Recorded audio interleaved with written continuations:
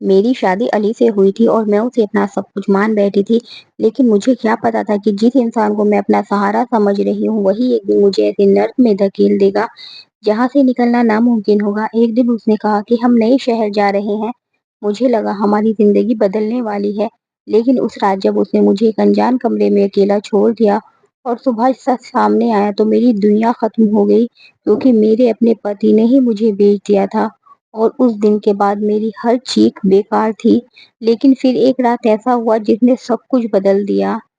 میرا نام زویا ہے اور میری شادی علی سے ہوئی تھی۔ ہماری شادی ارینج میرج تھی، لیکن شادی کے بعد اس نے مجھے اتنا پیار دیا کہ مجھے لگا کہ شاید قسمت نے مجھے بہت اچھا انسان دیا۔ وہ ہر وقت میرا خیال رکھتا تھا، میری ہر چھوٹی خوشی کا دھیان رکھتا تھا اور میں اسے اپنا سب کچھ مان بیٹھی تھی۔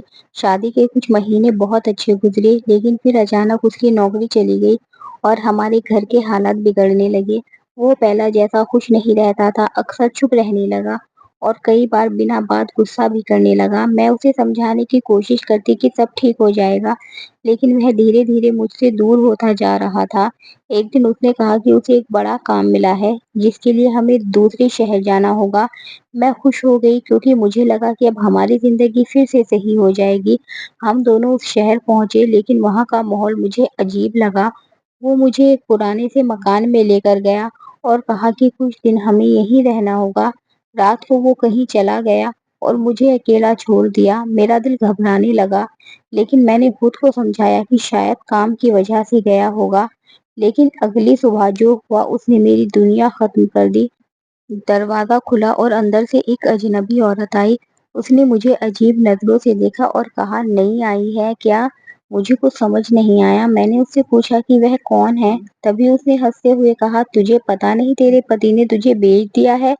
یہ سن کر میرے پیروں تلے زمین کھسک گئی۔ میرا دل زور زور سے دھڑکنے لگا۔ میں چلانے لگی کہ یہ جھوٹ ہے، لیکن تبھی علی آیا اور اس کی آنکھوں میں وہ پیار نہیں تھا جو میں دیکھتی تھی۔ اس نے ٹھنڈے لہجے میں کہا، مجھے پیسوں کی ضرورت تھی اور تو ہی میرا سب سے بڑا سہارا تھی۔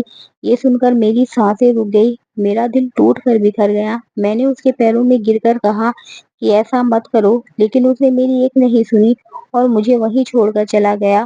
اس دن میری زندگی کا سب سے برا دن تھا۔ مجھے سمجھ آ گیا کہ اب میں ایک ایسی جال میں پھنس چکی ہوں جہاں سے نکلنا آسان نہیں ہوگا۔ وہاں کئی اور لڑکیاں بھی تھی جو میری طرح دھوکے سے لائی گئی تھی۔ ہر کسی کی کہانی درد سے بھری تھی۔ کوئی اپنے گھر سے بھاگ کر آئی تھی تو کوئی اپنے ہی لوگوں دوارا بیچی گئی تھی۔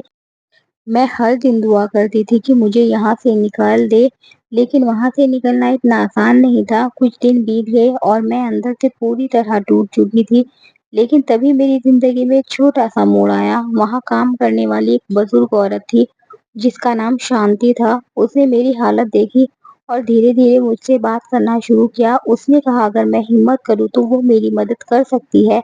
پہلے تو مجھے بھروسہ نہیں ہوا، لیکن اس کے چہرے پر سچائی تھی۔ میں نے اس سے کہا کہ میں یہاں سے نکلنا چاہتی ہوں۔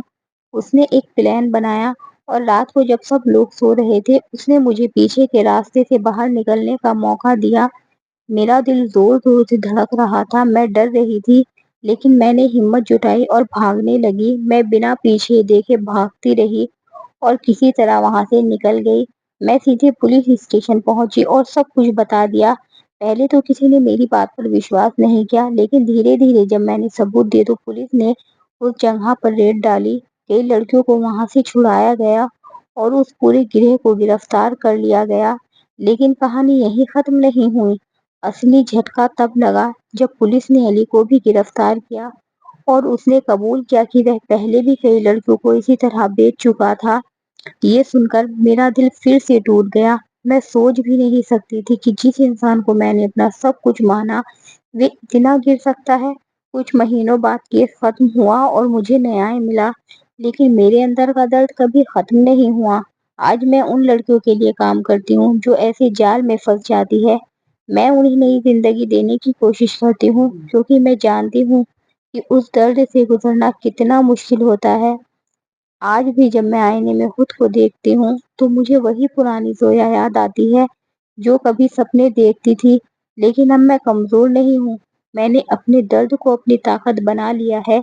اس کہانی سے میں نے یہی سیکھا کہ زندگی میں بھروسہ بہت سوچ سمجھ کر کرنا چاہیے، کیونکہ کبھی کبھی جسے ہم اپنا مانتے ہیں وہی ہمیں سب سے زیادہ چوٹ دیتا ہے۔ اور اگر آپ کو یہ کہانی پسند آئی ہے تو ویڈیو کو لائک کریں، چینل کو سبسکرائب کریں اور اپنی رائے کمنٹ میں ضرور بتائیں۔ اور اگر آپ کی بھی کوئی کہانی ہے تو مجھے ضرور بتائیں، میں اسے آپ کے لیے ایک نئی کہانی میں بدل دوں گی۔